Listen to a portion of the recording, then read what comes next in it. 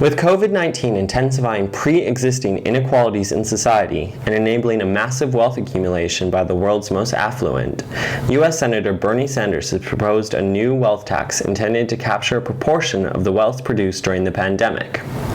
The wealth tax would be placed on billionaires, taxing any capital generated since the onset of the pandemic on March 18th at a 60% tax rate until the end of 2020, which would be used to expand Medicare to all Americans for 1 year. Senator Sanders and Progressive Congresswoman Pramila Jayapal previously introduced a temporary Medicare for All bill earlier this year in response to the pandemic.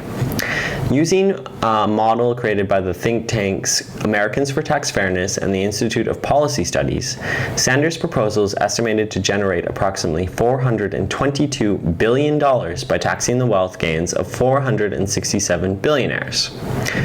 This increased revenue would likely cover an expanded Medicare for All system that the government watchdog, the Committee for a Responsible Federal Budget, has pegged at costing over $400 billion annually.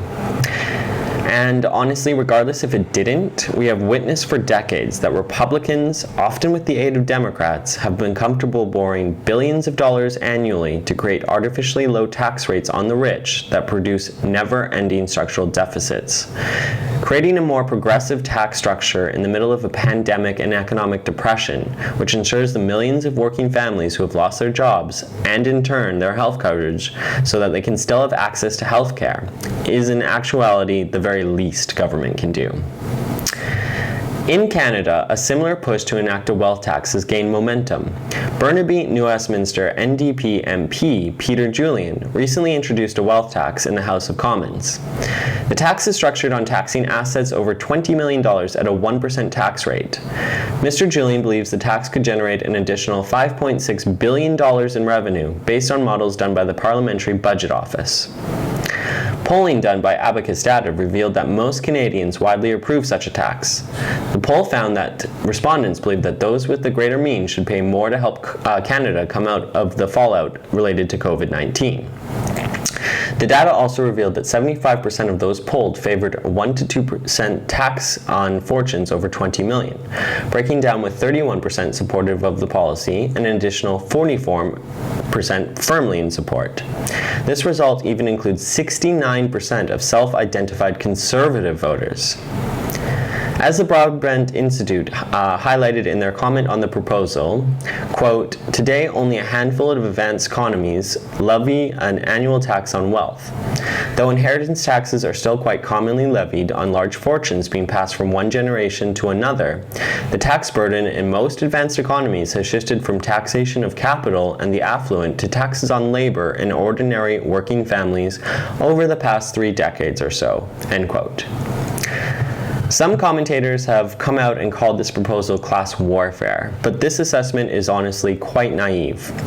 We've had neoliberal class warfare on the working and middle classes for decades, which has continually dropped their standard of living, which has only been offset by the increasing availability of debt financing to replicate a middle-class lifestyle built on borrowed income.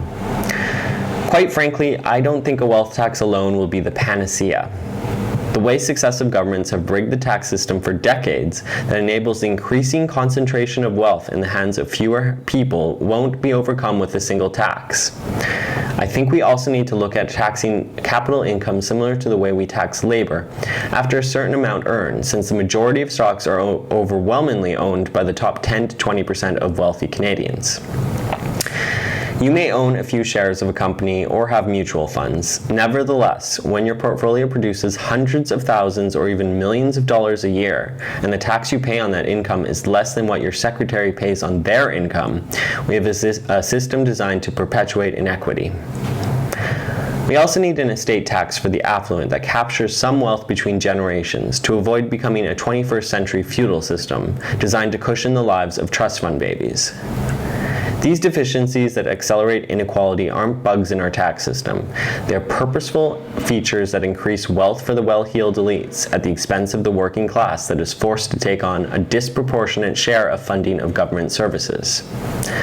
The NDP is right to introduce a wealth tax to offset the perversion of the tax system. But the left also needs to be more dynamic and populist in the way that it attacks this issue from varied angles and builds new coalitions based on a populist economic message. Let's not forget, even 69% of conservative voters favor a wealth tax. When the left develops real populist economic policies, it can bridge the partisan divide, and if we are forced to engage in class warfare, it's about time the working and middle class finally won. Anyway, I encourage respectful debate in the comments below, and please like and subscribe.